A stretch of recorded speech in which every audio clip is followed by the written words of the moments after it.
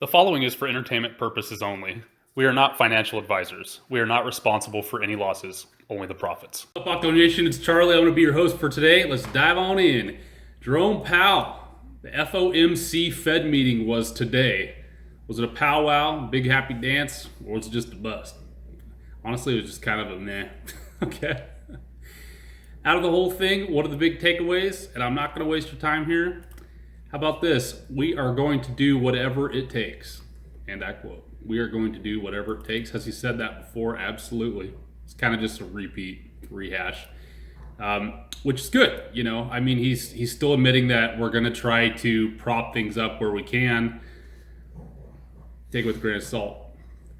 He also got caught and finally admitted, blatantly admitted that they are not buying stocks. I've told you guys before, it is not the Fed that is physically going in and buying Apple or Macy's or any of that, okay, or Hertz, okay. It's not. But they are buying the bonds, like we talked about. Those TLTs we talked about, the jaws clamping towards the dollar. Eventually, that's going to close. They are buying those bonds, so just keep all that in mind. What's propping the stock market up? You and I, the big banks that do receive money, and are loaning it and getting it and putting it into the market, but the Fed doesn't go in and buy any of that. Keep it in mind. Okay. Got some more news. There is a company called Kandi, Kandi. Haven't even heard of them before. They make electronic vehicle cars. Kandi brings America's most affordable electric vehicle to market. Announces August 8th virtual event to kick off the pre-sales. Auto manufacturer unveils Kandi, Auto Evolution for All, campaign and EV giveaway. What did I do when I first saw that? Dude, what I'm doing now, I started laughing. I said, what is that thing? I think there's a car that kind of looks like that that's out now. I don't know what it's called, but dude, that thing looks tiny, right? So then I kept reading and I found out they've got a bigger car. Okay, but they stated, at Kandi, we are on a mission to make electric vehicle cars accessible for all. With these first two models, we are starting an auto evolution that will allow anyone, regardless of their financial status, to afford a reliable, high-tech electronic vehicle. Smart move. Their logo even looks like Daewoo, does it? Y'all remember Daewoo? It looks like Daewoo to me. They're going to try to be like the Kia of the market, or the Daewoo of the market. That looks like the Kia. Actually, it looks like a mixture of the Daewoo and the Kia logo. Well, anyways, so you keep reading. They got a priced at $12,999 after federal tax credits, which is low. The K27 is the compact model, which is the one right up there, with ample interior space that can comfortably accommodate up to 4 passengers. I don't know about that. We'll have to see. Car features lithium batteries and a driving range up to 100 miles, making it ideal automobile for urban driving. So a little city escaper, a little city grinder. That's cool. Not for me though. For those in the market for a larger vehicle with more trunk space, the K23 is an affordable option at $22,499 after federal tax credits. The size of a small SUV, this model includes a lithium battery and driving range up to 180 miles, which is cool. I was like, all right, what does this thing look like? That's what it looks like. I thought, that's the big one. All right. I mean, I don't know. All I can see is, like the, 16-year-old girl, her parents buy her first car. That's just what I see in this. Not for me, but hey, I think it's cool. The more competition is good. And, bringing in a low-cost player is great. And I hope that it gets the American boys to saddle up and finally put something out and innovate something for once in the past decade or two. It'd be nice, but throwing this out there is going to crush probably any of these smaller cars that they're planning on ever doing. Oh, wait, they already did the Volt. Didn't they do the Volt? How much was that? 30, 40 grand? These guys are coming at 12.9. Hello. Pay attention, all right? Something to keep in mind. Tesla came out and said Tesla is open to licensing software and supplying powertrains and batteries. We're just trying to accelerate sustainable energy, not crush competitors. Wow. I think that's like the best tweet that Elon has ever done. What do you think? Has he made a better one? Let me know in the comments. So what does that mean? That means that he is trying to play the middleman play, like we talked about. My favorite type of businesses, the middleman, all right? If he can start taxing and making money on every electronic vehicle, that's great. The powertrains and the batteries, smart move. Let's see what happens. Maybe Fisker ends up not going with VW. Maybe Fisker has already got a deal with Musk. Because remember, that's not solid yet, as far as I know. I haven't seen anything official. There's been hints about it, but is it official with VW? Is VW really just doesn't have much? VW has actually admitted that Tesla is still light years ahead of them. Not quote unquote light years, but they said they're way further ahead. So that's something to keep in mind, you know. Maybe Tesla will become the battery and powertrain player too. Like they saw what VW is trying to come out with. Like, dude, we can crush that. Let's beat them. Good for them. Do it. Go Tesla, man. So the news this morning, I don't know if y'all saw my video, but SOC Telemed LOI'd with HCCO. Okay, this HCCO is a SPAC. We were kind of there was some speculation that there might be that Hims that Hims company that makes erectile dysfunction and hair growth treatments and hers and all that stuff, but it ended up being Telemed, and I like this one. Okay. I don't know if you ever heard of Teledoc, but it's something you can get on your phone where you can like talk to a doctor and tell them you're sick and they can write your prescription and go from there. What this SOC Telemed is aiming for, in my eyes, is they're trying to be the middleman for the big hospitals, okay? So they're going into the big hospitals and they're saying, hey, instead of having people come in, use our proprietary software that they have, by the way, and just have the customers do it via their phone or whatever. And it's accessible with Zoom, Epic, Allscripts, Doxyme, Center, WebRTC, and like all the major platforms like Apple, Android, Windows. So basically, you know, the doctors can make money. Now, again, the big play though is like Teladoc. I've noticed that that's more set up for the doctor that just wants to sit at home and not have to get an office and worry about all the secretary work and all that. He just wants to just be hanging out on his back porch and be able to just talk to people, make his $100 an hour and call it good. But the SOC people want to get the hospitals the money. So that way the hospitals are going to get their cut. So any way a hospital is going to get a bigger cut on something or make things more efficient, the more customers each doctor can see in an hour, the better. You know, they can probably even upcharge for this. I would. Like if I was sick and I was thinking I had to go to the hospital or go see a doctor, would I rather not have to go waiting in a waiting room for 3 hours and have people coughing on me? Or would I rather do it over virtually? I would much rather do it virtually. I would pay a heavy premium for that, okay? A heavy premium. I do not want to sit in a waiting room with really sick people. Yeah. So something to look into. There is a ton of info. They've got already good media. They've got a great infographic PDF build out of a bunch of stuff, but they're saying that they've got turnkey 24/7 command center for workflow assurance. So it's 24/7. They've already got people backing it. They've got an optimized model for financial, clinical, operational sustainability, active management of physicians' time, the costliest resource. So they've got like time management, all this stuff built into the software that they've got. Low code platform, configurable decision engines and UI screens, real-time visibility to clinical supply date elasticity on shift and or off shift, complex workflows for care community and acute care, revenue cycle management. And they're also getting into like psychiatric stuff also, so psychiatric help and even like some physical therapy, but they're actually looking at even more and more branches, so there's tons of room for this thing to explode. I think they're sitting around 700 million worth. They're projecting they can get a piece up into the billions for sure. So look into this.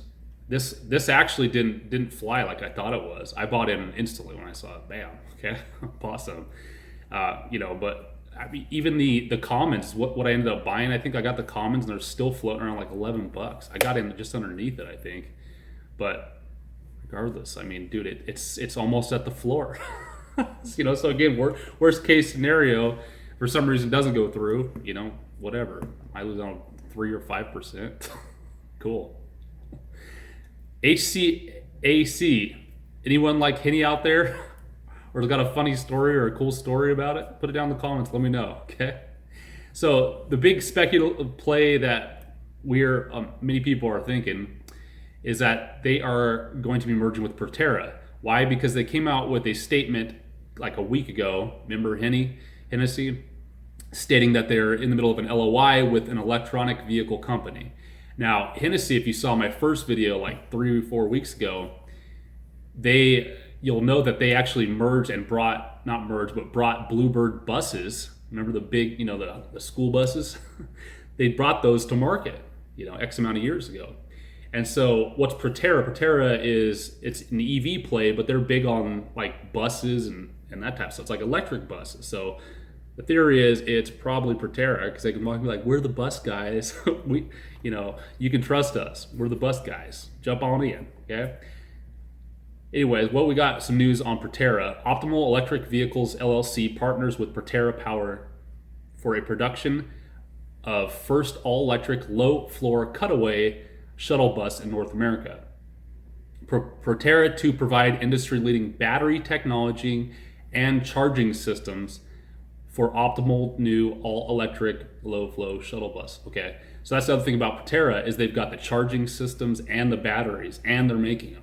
So they own the whole flow. They own the whole package. I like that a lot. So anytime the battery breaks, they need a new battery, cha-ching. Anytime they need to keep charging or get another charger because they're overloaded, cha-ching. Okay?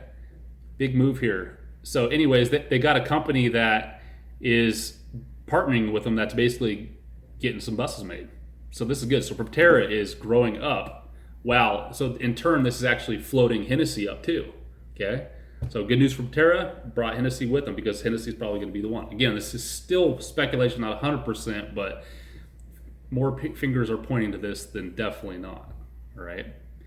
So the optimal EV will utilize Proterra's high-performance battery system, which have industry-leading energy density for maximum range, a flexible design to fit within a wide variety of vehicles, and rigorous pack level validation to ensure safe and durable vehicle operation. The Proterra battery system powered by S1 will feature a bunch of energy capacity and all-electric zero-emission drive designed for more than 125 miles of driving range. That's quite a bit for those big old buses, 125 miles for a monster, huge, big old bus with 100 people on it.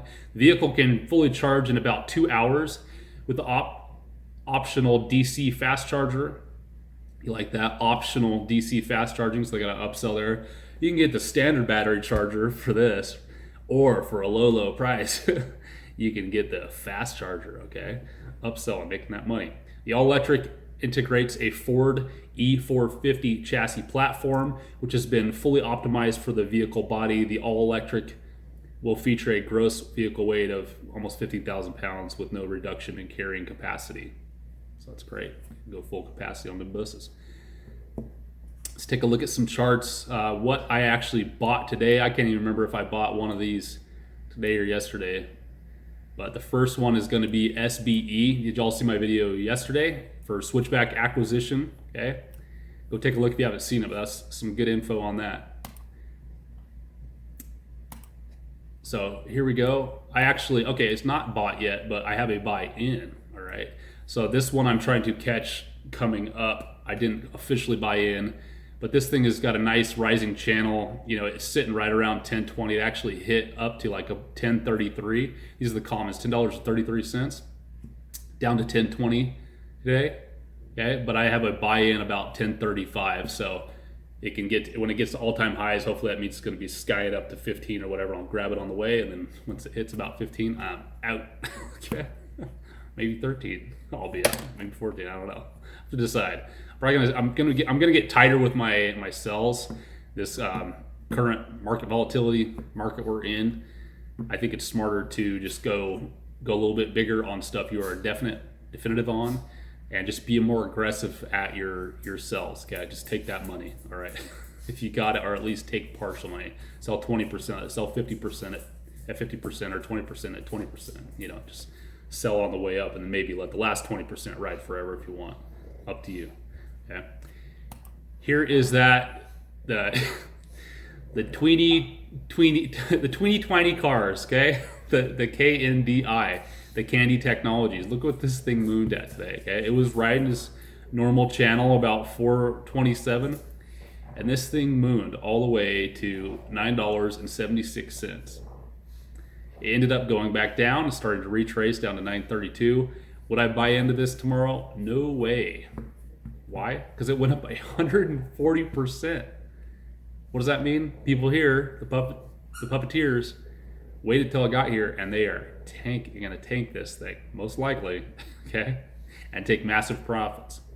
Now, if you already bought in, that is up to you what to do. But boy, if you haven't bought in, I wouldn't be FOMOing into this until this came back, did some consolidation, and wrote a nice little squiggle channel for a little bit. Then you can kind of look at what to do a little bit better. But this is not something with a line like that and 140%.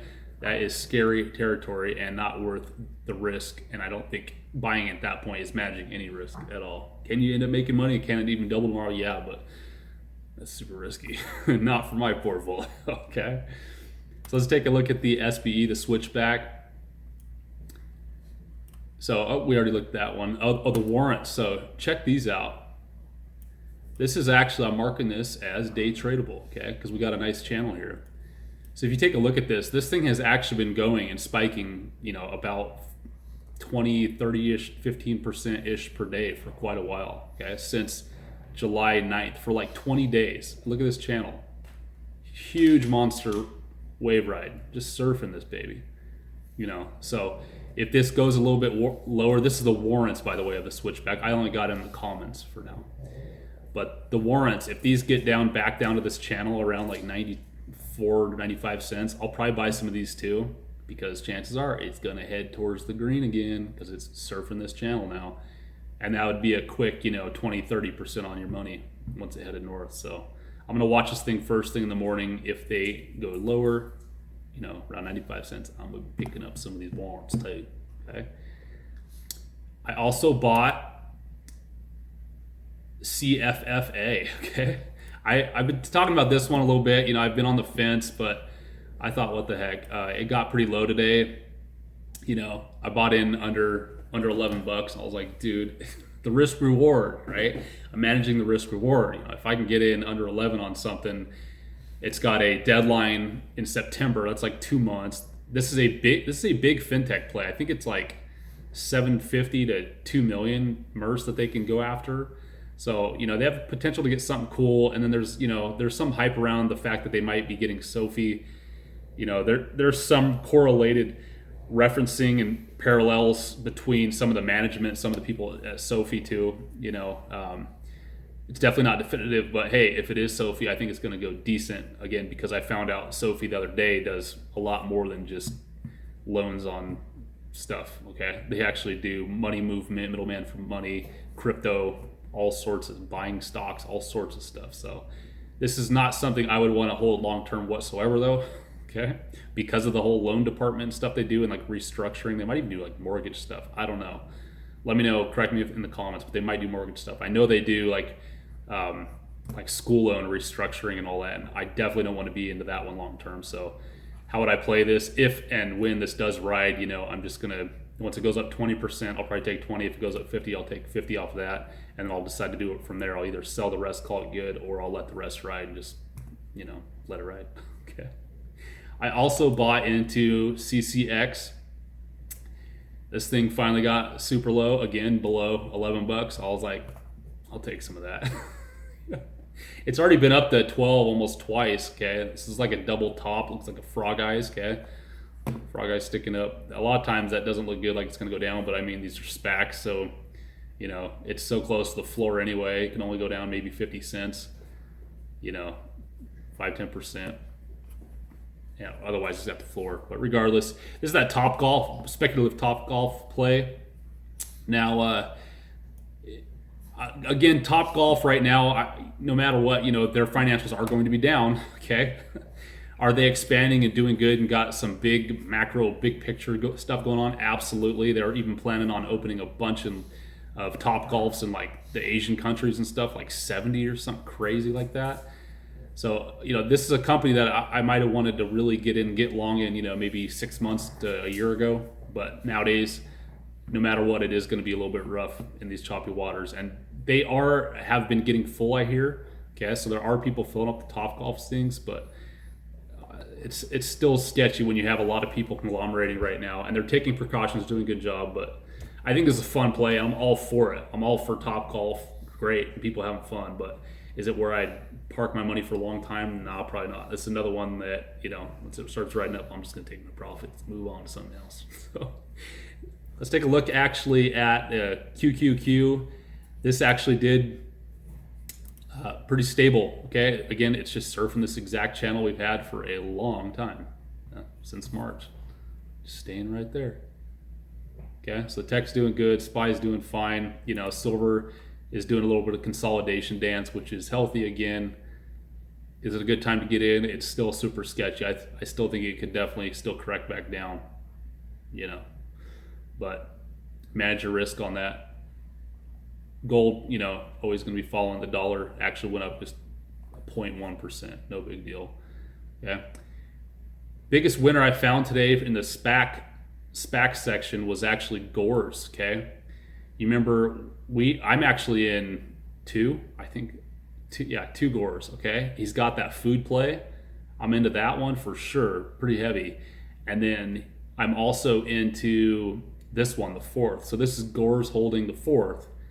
Yeah, and why I really jumped in this one right away when I heard about it is because he announced that they're going to do Gores the fifth already. So if they're announcing they're doing the fifth and they're talking about already prepping and talking up that one, that means the fourth one most likely has a LOI. They most likely are pretty much done. Gores is probably already out of it. He's already said it to his legal team and the secretaries that are dealing with the paperwork. He's already on to the fifth and going for that deal.